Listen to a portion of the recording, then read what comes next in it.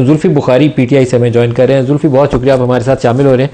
आपने कुछ details human rights group के एक जो वर्किंग ग्रुप है उसका आर्बिट्रेरी डिटेंशन के हवाले से वो मेरे साथ शेयर किए हैं। बताइए उसकी तफसील क्या है? उसकी तफसील मलिक साहब ये है कि ये यूनाइटेड नेशंस का एक ग्रुप है जो लॉयर्स और जजेस से बना हुआ होता है।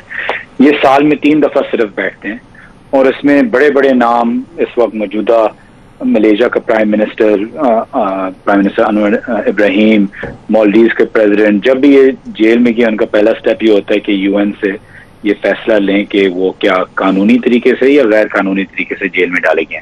अल्हम्दुलिल्लाह ये केस अभी 6-8 महीने से हम लड़ रहे थे यूएन के साथ। ने पाकिस्तान को भी लिखा, पाकिस्तान ने अपना जवाब दिया नहीं चाहिए, मुझे नहीं पता, लेकिन फिर इन्होंने कंक्लूड ये किया है कि इमरान खान को गैर कानूनी तरीके से मुकम्मल तौर पे जेल पे इसलिए डाला है तो कम्प्लीटली इलीगल और गैर कानूनी था।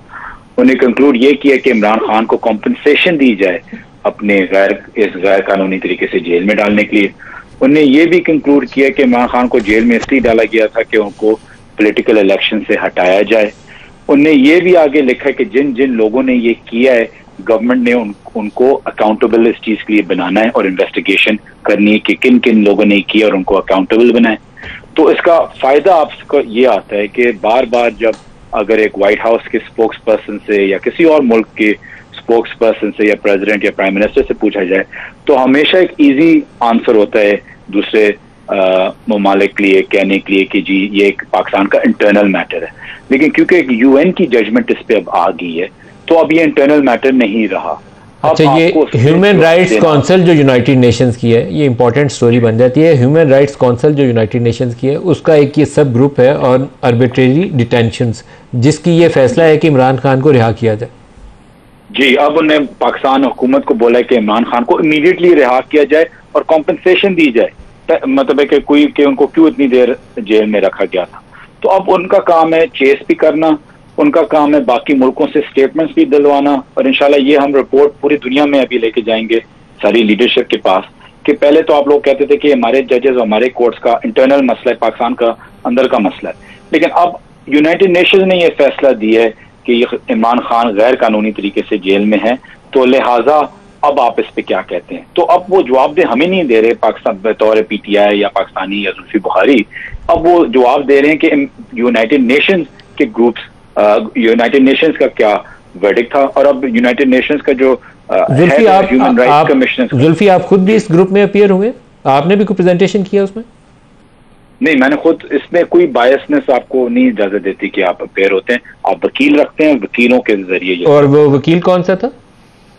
जी, वकील 2-3 थे जी, वो सारे उनकी अपनी भी प्रेस कॉन्फ्रेंसेस प्रेस स्टेटमेंट्स अभी निकली है। मैंने आपको एक फोर्ड भी की थी, सारा गोगन, हार्बर्ट लुइस की एक हैं, इंग्लैंड की भी, अमेरिका में भी एक वकील रखा था। तो और इसके लिए क्या कोई लॉबियस्ट फर्म हायर करनी पड़ती है? आप कैसे अप्रोच करते हैं, थोड़ी सी वजाहत भी कर दें। नहीं, लॉबियस्ट फर्म नहीं, हम फैसला किया था कि हम यूएन पे जाएंगे और फिर लॉयर्स एंगेज किए और वकीलों के थ्रू सारा हुआ, इसमें कोई लॉबियस्ट इन्वॉल्व नहीं होता। आप साथ रुकिएगा एक मिनट, मेरे साथ पलविशा भी हैं और रांझा साहब भी हैं, तो उनसे भी सुन लें ताकि आपको जवाब देने में आसानी रहे। पलविशा, देखिए, जो मैंने देखी है इनकी पहली बात तो यह है ये किसी पेगासस स्ट्रेटजीज नाम की कंपनी जो शायद पॉलिटिकल काउंसलिंग करती है, उस ज़ाहिर है पैसे लेके काम करती है कि उसके थ्रू ये गए हैं। बहरहाल मैं तो ये कहूँगी कि इससे पहले इस मुल्क में बहुत सारे पॉलिटिकल प्रिजनर्स रहे हैं और 14-14 साल रहे हैं, जरदारी साहब रहे हैं, लोगों पे केस बनते रहे हैं। मोहतरमा के खिलाफ जो केसेस और टेप्स आई थी बाहर, उसके बाद भी आप याद कीजिए हुकूमत के दौरान क्या होता रहा। फिर इस मुल्क में सियासी मुखालफिन को मारा गया, निकाला गया, मुल्क बदर किया गया, उनसे नई सियासी पार्टीज़, उनको फोर्स किया गया कि वो दूसरी सियासी पार्टीज़ और उस पर सिंबल्स पे इलेक्शन लड़ें। मगर हमने अपनी जंगें मुल्क के अंदर ही लड़ी हैं और मुल्क के बाहर से कुमक मंगवाना और पाकिस्तान को कटहरे में खड़ा करना ये मेरे ख्याल में मुनासिब नहीं है और हमारा शेवा तो नहीं रहा। और ना पॉलिटिकल काउंसलिंग के लिए फर्म्स हायर करना जो है ये। रांझा साहब, आप सुनाइए, ये जो यूएन एक वर्किंग ग्रुप है उसकी ये स्टेटमेंट है जो इमरान खान की रिहाई का मुतालबा कर रही है हुकूमत पाकिस्तान से, आपका रद्द-ए-अमल? देखिए, माजी में जब राना सनाउल्लाह के ऊपर उन्हें 15 किलो हेरोइन डाली थी तो मैंने राना सनाउल्लाह साहब की जो मिसेस थी उनकी तरफ से एक पिटीशन डाली थी इंटरनेशनल पार्लियामेंट्री यूनियन में, और उसका फैसला भी आ गया था और हमारे हक में आया था कि राना साहब के साथ ज्यादती हो रही है। इंटरनेशनल पार्लियामेंट्री यूनियन का बाकायदा डेलीगेशन इधर आया, उन्होंने फिर अपना फैसला जो था वो स्पीकर जो थे असद कैसर साहब उनको कम्युनिकेट भी किया, लेकिन उसके बावजूद भी जो हुकूमत थी वो अपने उसे ना हिली, मुकदमे से ना हिली, और वो मुकदमा और कार्रवाई देखिए हमारे पे कानूनी तौर पे हमें ये देखना पड़ेगा कि लीगली स्पीकिंग क्या पॉसिबल है। अगर हम उनके इस इंटरवेंशन के हमने कोई डॉक्यूमेंट साइन किए हुए और हम उनको अलाउ करते हैं लीगली कि वो इंटरवीन कर सकते हैं हमारे जुडिशियल प्रोसेस में, हमारे इंटरनल सिस्टम में, तो फिर तो एक अलग सिचुएशन होती है। बट अगर इस तरीके से आपके पाकिस्तान की जेलों में पड़े हुए क्रिमिनल जो हैं वो सारे सियासी, आपको पता है पोलिटिकल असाइलम के केसेस कितने लोगों ने पाकिस्तान से बाहर जाके लिए, और सारे असाइलम के केसेस जो हैं वहाँ पर फिर नेशनैलिटी ले दी जाती हैं, और फिर उसके बाद अगर वो सारे के सारे कई इस तरह की चीज़ें जो हैं वो आपके मुल्क के बीच में इंटरवेंशन शुरू हो जाए उन अदालतों के फैसलों के ऊपर या एक वर्किंग ग्रुप के फैसले के ऊपर, वो मायने नहीं रखती। वर्किंग ग्रुप हो जाएगा वो आपको एक सिर्फ एक आपको अपनी ऑब्जर्वेशन देते हैं, और वो ऑब्जर्वेशन क्योंकि मैंने आपको अपना तजर्बा बताया कि इंटरनेशनल पार्लियामेंट्री यूनियन में जो कि उस वक्त भी ये जो पार्लियामेंट्री यूनियन है ये बड़ा संजीदा अदारा है। जुल्फी से इसका जवाब ही ले ले। Zulfi, would you like to respond? जी, मुझे एक्चुअली इनकी तो बिल्कुल आवाज नहीं आई, लेकिन जो खातून पहले बात करी थी मुझे उनकी आवाज आई थी। मुझे जी, पल्शा खान पीपल्स पार्टी से, जी क्या कहेंगे आप? जी, तो मैं सिर्फ यही कहूंगा जी, पहली बात तो ये कि पेगासस कोई लॉबिंग फर्म नहीं है, वो एक लॉ फॉर्म इसको कराया देता है, तो इसको कंफ्यूज करने की जरूरत नहीं है क्योंकि एक लॉ फॉर्म है, ह्यूमन राइट्स की एक लीगल एक लॉ फॉर्म है। दूसरी बात यह कि कोई मुकदमा या बाकी कोई भी जिसपे पोलिटिकल विक्टिमाइजेशन होती है हम उनके खिलाफ हैं, लेकिन जिनको जो केस जीत सकता है इंटरनेशनली वही जाएगा ना, जो केस नहीं जीत सकता इंटरनेशनली वो नहीं जाएगा ज़ाहिरी तौर पे। तो अब ये कहना कि जी इंटरफेरेंस हम नहीं चाहते किसी चीज़ की, इंटरफेरेंस तो हमने तो नहीं की, हम तो एक इंटरनेशनल यूनाइटेड नेशंस के पास गए, हम कोई अमेरिका के पास तो नहीं गए, हमने कोई बजट IMF के ऊपर कहने पे तो नहीं लिखा, हमारा प्राइम मिनिस्टर तो खड़े होकर ये तो नहीं बोला कि हमारा बजट IMF अमेरिका के कहने पे बना हुआ है, ये हमने तो नहीं बोला। हमने तो जब भी बजट बनाया था हमने तो पाकिस्तान के अवाम के लिए बनाया था, हमने IMF या किसी और के कहने पे तो बजट नहीं बनाया। और ये यूनाइटेड नेशंस के एक डिसीजन है। यूनाइटेड नेशंस, क्या हम यूनाइटेड नेशंस के हिस्सा नहीं है? क्या हमारे DGs United Nations working groups में नहीं बैठते? क्या हमारे नहीं बैठते कमीशन के अंदर? तो या तो आप एक स्टांस लें कि आप यूनाइटेड नेशंस के साथ एफिलिएटेड नहीं है, या आप ये डिसीजन लें कि आप यूनाइटेड नेशंस के साथ एफिलिएटेड हैं। तो हम फलस्तीन के लिए, बाकियों के लिए, यूनाइटेड नेशंस के लिए हम वाह करते हैं कि जी ये डिसीजन आया। हमारे मुल्क में ज्यादती हो, चाहे खान साहब के साथ हो, चाहे मुहतरमा के साथ हो, चाहे किसी के साथ भी हो, लेकिन अगर आप में वो जुर्रत है कि आप अपना केस आगे रख सकें कि आपके केस में सच्चाई है, इंटरनेशनली आप एम्बेरस ना हो, तो आप जाएं इंटरनेशनली। आप लोगों में वो सच्चाई नहीं थी। जरदारी साहब कौन सी सच्चाई लेके जाए इंटरनेशनली कि हमने करप्शन नहीं की? हम लेके जा सकते हैं, मैं लेके जा सकता हूँ इमरान खान का, जरदारी साहब लेके जाए ना, नवाज शरीफ लेके जाए ना, शहबाज शरीफ लेके जाए, मैं भी देखूं, मैं पैसे देता हूं उनके केस का, वो लेके जाए केस इंटरनेशनल का ही, और मैं देखता हूं कि उनके केस में कितनी सच्चाई है। जुल्फी बुखारी साहब बहुत शुक्रिया, आपने मैं ज्वाइन किया। नहीं पंजोथा साहब से भी पूछ रहे, नहीं जरूर करना चाहूँगा। जी बिल्कुल, मैं तायद करता हूँ जुल्फी बुखारी साहब की, और इसके अंदर अगर आप देखें तो जिस तरह वो फरमा रहे हैं कि इंटरनेशनली हम गए हैं, तो उसके अंदर कोई ये नहीं था कि जो है वो ममानियत है, और अगर आप वहाँ पर वैसे बातें कर सकते हैं, कोई रेजोल्यूशन पास करवा सकते हैं या वैसे वहाँ पर कोई आवाज़ उठा सकते हैं, तो डेफिनेटली पाकिस्तान में जिस तरह से ह्यूमन राइट्स की वायलेशन हो रही है कि आप सुप्रीम कोर्ट में दरख्वास्त लेकर जाते हैं और आपका चीफ जस्टिस ये कहे कि हमें नहीं नज़र आ रहा कि कहीं पर वायलेशन हुई है, कहीं पर गिरफ्तारियाँ हो रही हैं, कहीं पर छापे पड़ रहे हैं, प्रेस कॉन्फ्रेंस हो रही हैं, कुछ भी हो रहा है, तो फिर डेफिनेटली आपने जिस जगह पर आपका बस चलता है आप आवाज़ उठाते हैं, और ह्यूमन राइट्स के अंदर जाना कोई जुर्म नहीं है। ह्यूमन राइट्स की वायलेशन आप कुछ ऐड करना चाह रही हैं? देखिए जुल्फी बुखारी साहब, सुन रहे हो, अल्लाह करे बोल के जल्दी से रख गए।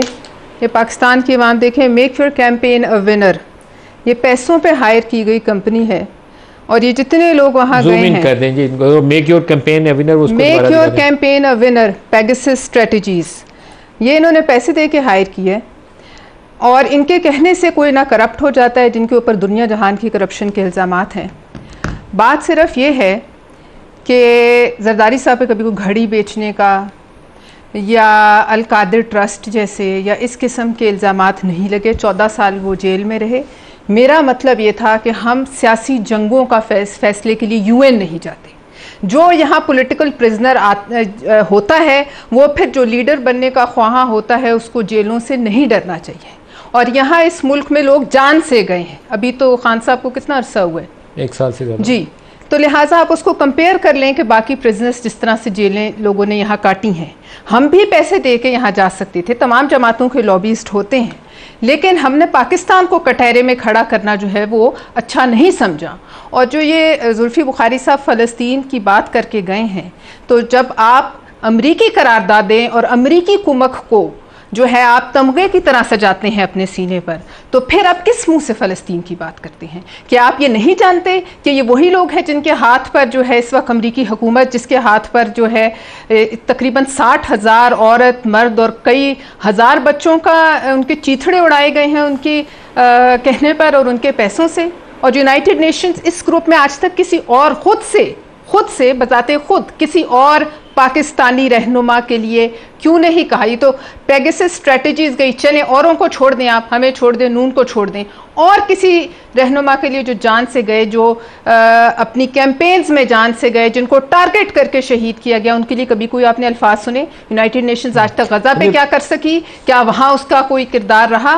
कि अब एक तरफ आप कहते थे कि वो साइफर केस में अमरीकी जो ये है उसकी मदद से ये हुकूमत मेरी हटा दी गई। आज उन्हीं अमरीकियों के पास आप बैठे हुए रांझा साहब, रिसेंट पास में नवाज शरीफ, मोहतरमा जरदारी साहब, शायद ख़ाकान अब्बासी, यूसुफ रज़ा गिलानी, शायद ही कोई ऐसा प्राइम मिनिस्टर होगा जो वज़ारत उज़्मा के बाद या उससे पहले या स्पीकरशिप के बाद गिलानी साहब जेल में गए थे, तो सबको ये रगड़ा लगा है। और ये है तो वो पॉलिटिकल विक्टिमाइजेशन के ज़ुमरे में आती हैं ये चीज़ें। आई डोंट नो कि इसको आप कैसे इंटरप्रेट करेंगे और कैसे इसका तदारुक किया जा सकता है पाकिस्तान में।